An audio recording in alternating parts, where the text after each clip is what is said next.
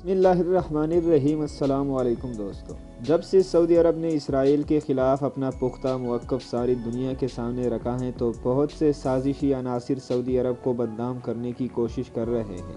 حال ہی میں سعودی وزیر خارجہ فیصل بن فرحان آل سعود نے یہ بیان جاری کیا کہ اسرائیل کے ساتھ سفارتی تعلقات اس وقت تک قائم نہیں ہو سکتے جب تک اسرائیل فلسطینیوں کے ساتھ بین الاقوامی طور پر تسلیم شدہ امن معاہدے پر دستخط نہیں کرتا۔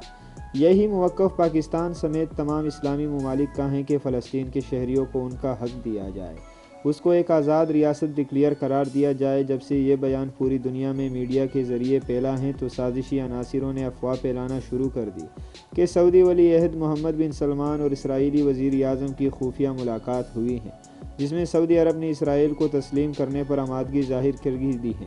جب یہ جھوٹی خبر سعودی وزارت خارجہ تک پہنچی تو انہوں نے اس پروپیگنڈے کی سخت الفاظ میں مذمت کی اور ساتھ اس خبر کو جھوٹا قرار دیا کہ سعودی حکام کی اسرائیل کے ساتھ کسی عہدیدار کے ساتھ کوئی ملاقات نہیں ہوئی۔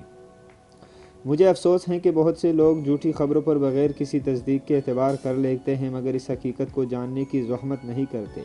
آج کا دور جدید دور ہے، ہر ممالک میں میڈیا بہت ایکٹیو ہوتا ہے۔ اگر اس قسم کی کوئی سرگرمی ہوتی تو میڈیا اس کو ثبوت کے ساتھ پیش کرتا۔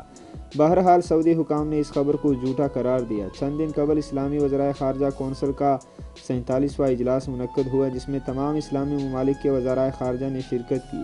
اجلاس سے قبل ایک جھوٹی خبر کو سعودی عرب کے ساتھ منسوب کر کے پھیلا دیا گیا کہ سعودی عرب نے مسئلہ کشمیر پر بھارت کی حمایت کر دی ہے۔